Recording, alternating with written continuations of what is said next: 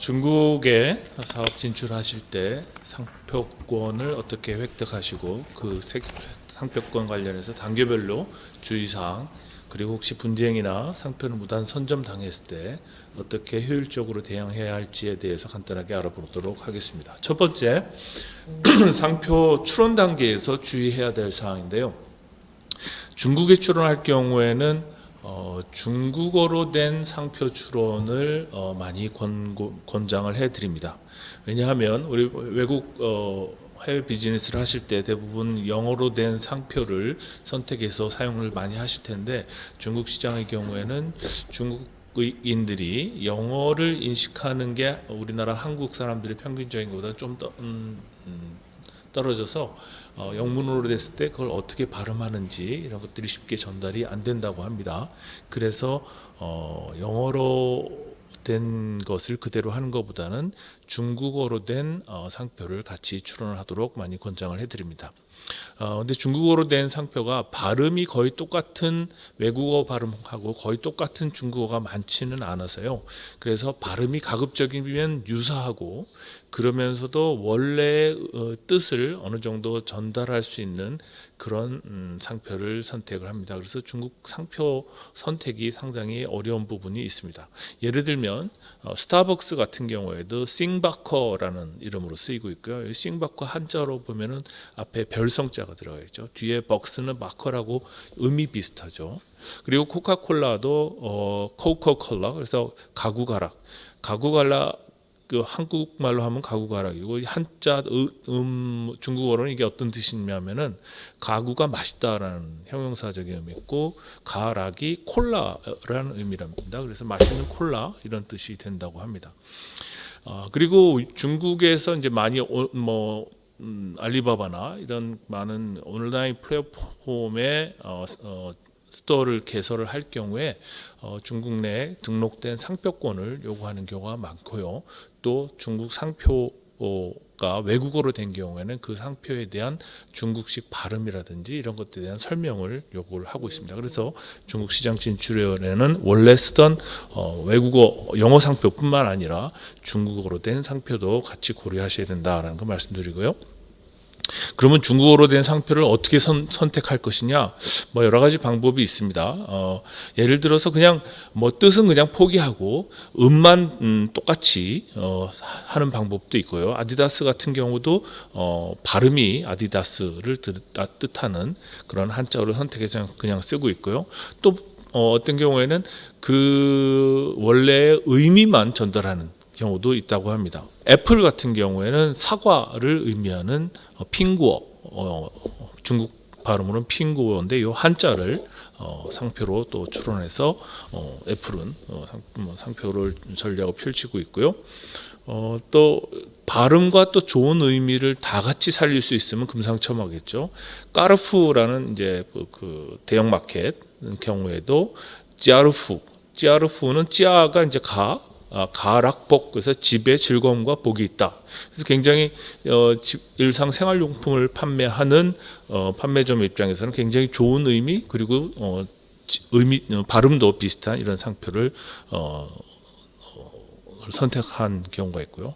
또 완전히 새로운 네이밍을 해서 상표를 출원하는 경우도 있습니다.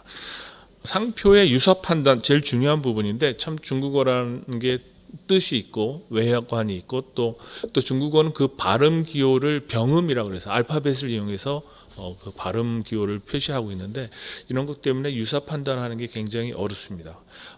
중국어로 된 한자로 된 상표 간의 유사 판단은 당연히 외관, 관념, 칭호를 종합적으로 고려하겠죠. 우리나라에서도 마찬가지고요.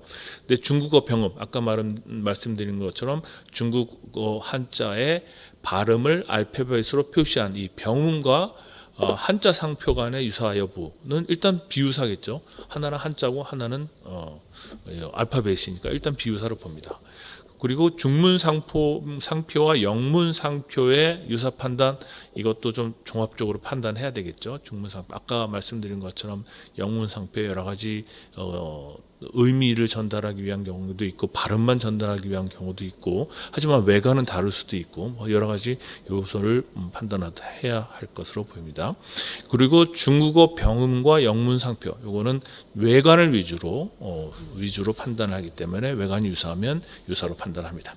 한글만으로 된 상표 아까 말씀드린 것처럼 이거는 도형으로 보고 유사 여부를 판단합니다.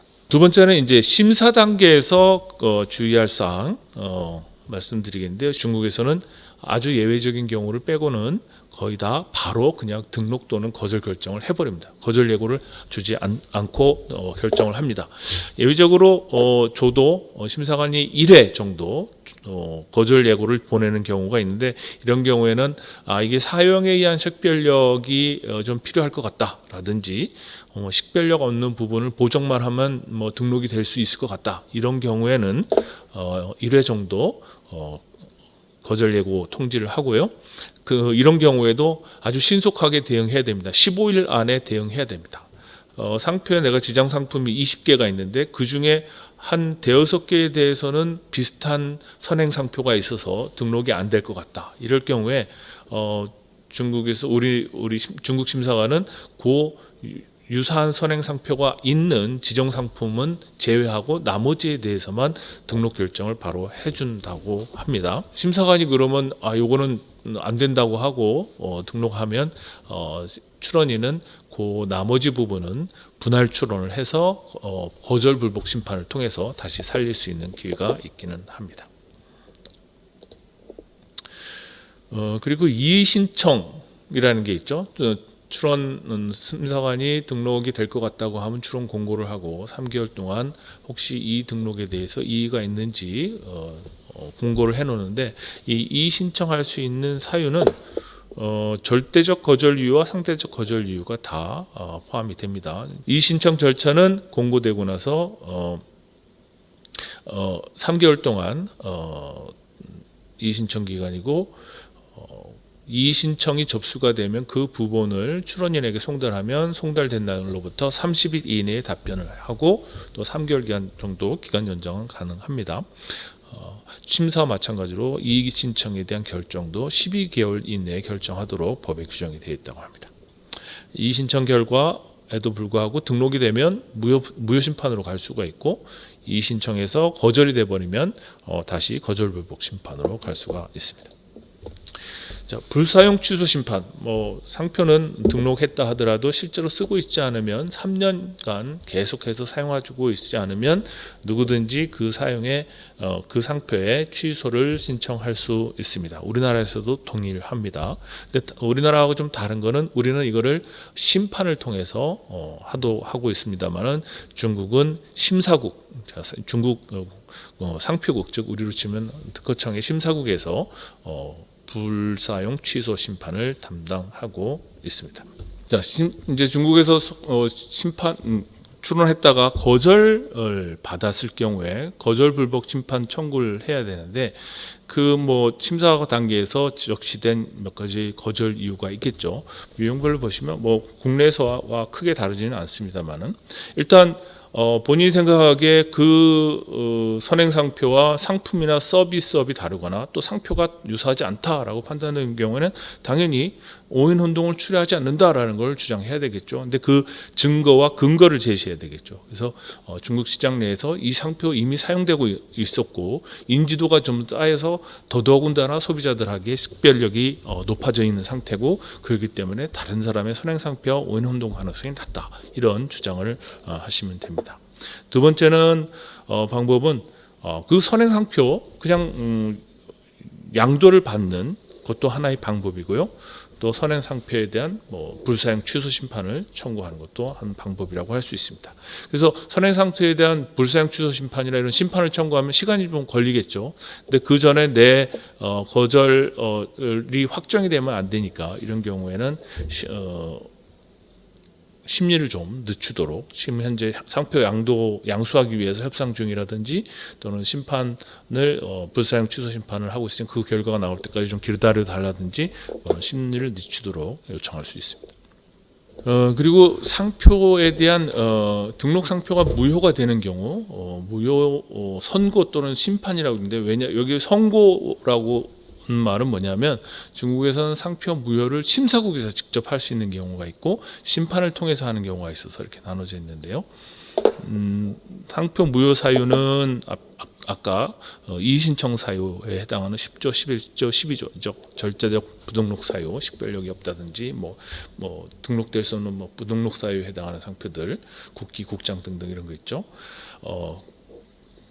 여기에 해당하는 경우에 등록된 후에도 무효시킬 수가 있고요. 사실 무효 사유는 이의신청 사유하고 거의 동일합니다. 단 한 가지 추가되는 게 있는데 기만 수단이나 부정한 수단에 의한 에 등록된 경우 요거는 심판에서만 다룰 수 있고 나머지는 이의신청과 동일합니다. 자 그러면 이제 궁극적으로 내 상표를 누가 무단 선점했을 때 그럼 어떻게 해야 되느냐? 굉장히 당황스러울 수도 있죠. 근데 제일 먼저 해야 되는 거는 그 사람이 내가 한국에 상표를 출원해놨는데 어떤 사람이 똑같은 상표를 중국에서 출원했어요. 근데 그게 보니까 내가 한국에 출원하는 것부터 6개월이 아직 안 됐어. 그러면 어떻게 하면 될까요? 중국에 내 상표를 출원하면서 우선권 주장 기간 6개월이 있죠. 6개월이 아직 안 됐으면 한국에 출원한 날짜를 기초로 중국에 우선권 주장을 해서 출원을 하면 내 상표는 한국에 출원한 날 중국에도 똑같이 출원한 것으로 소급해서 인정이 됩니다. 그래서 이렇게 해결할 수가 있고요. 6개월이 지났다. 그러면 이의신청 단계에서 적극적으로 대응을 해야 되겠죠. 이 상표는 내가 한국에서 이미 등록돼서 사용하고 있는 것이고 중국에서도 사용했고 아니면 이 출원한 사람이 나하고 뭐 대리점 관계에 있었다든지 등등등등 여러 관계가 있었고 부정한 목적이 있었고 등등을 주장을 해서 이의신청 단계에서 취소를 시키는 것이 좋고요. 그게 안 된다면 뭐 무효 심판이라든지 그것이 또 사용되지 않고 있다면 불사용 취소 심판 등을 통해서 대응해야 될 것 같습니다. 저작물을 내가 언제 창작해서 언제 했는지 그것도 참 사람들이 기록해 놓기가 어려워요. 특히 외국인인 경우에 외국에 저 멀리에서 그 나라에서 언제 어디서 했는지 어떻게 합니까? 그래서 중국에 출원할 때 이런 도안이라든지 캐릭터라든지 이런 경우에는 저작권 등록, 중국의 저작권 등록 제도를 활용해서 내가 적극적인 상표권을 확보할 수는 없지만 다른 사람이 내 저작물을 이용해서 상표로 등록하지 못하도록 하는 그런 실질적인 장치는 될 수가 있습니다. 그래서 내가 저작권이 있다는 것만 다른 사람의 상표 출원 이전에 내 저작물이 먼저 창작됐다는 것을 입증만 할 수 있으면 그 저작권을 가지고 상표권을 저지시킬 수가 있어요. 심지어 온라인 쇼핑몰에 내가 이제 광고하고 있는 뭐 모델들 사진이라든지 광고 이미지라든지 짝퉁 파는 사람들은 그 광고 모델 이미지까지 똑같이 그냥 갖다 베껴 쓰는 경우들이 있죠. 근데 내 거가 똑같이 쓰고 상표도 딱 똑같이 쓰는데 내가 상표는 아직 권리를 확보도 해놓지 못하고 아무 방법이 없어 보인다. 이럴 때도 그런 그 광고 이미지에 대한 저작권을 기반으로 해서 상대방의 온라인 쇼핑몰 짝퉁 파는 거를 저지시킬 수도 있습니다. 여기서 이제 다음으로 넘어갔네요. 다음은 선 디자인권. 내가 다른 사람이 먼저 디자인권을 확보해 놨는데 그걸 상표로 또 나중에 또 출원을 해가지고 선 디자인권자의 이익에 손해를 주는 경우는 허용이 되지 않습니다. 근데 우리나라에는 다른 사람의 디자인권이 있다 하더라도 그게 상표로 출원되는 것 자체를 저지를 못해요. 다만 그걸 사용하실 경우에는 동의를 얻도록 하고 있습니다. 그러니까 등록 단계에서 걸르는 것이 아니라 실제로 사용됐을 때 걸르도록 되어 있습니다. 근데 이제 중국 같은 경우에는 아예 심사 단계에서 다른 사람의 저작물, 다른 사람의 디자인권하고 비슷하면 아예 심사 단계에서 거절하도록 이렇게 되어 있습니다. 무효가 될 수 있도록 명시적인 조문을 두고 있습니다. 그다음에 타인의 성명권, 허가 없이 다른 사람의 성명을 상표로 출원하는 경우는 성명권에 손해를 입힌다라고 해서 허용되지 않고요. 단 여기서 타인은 생존에 있는 사람에 한해서 자연인에 한해서 허용이 됩니다. 그리고 다른 사람의 초상권을 이용해서 상표 출원하는 것도 역시 허용이 되지 않습니다.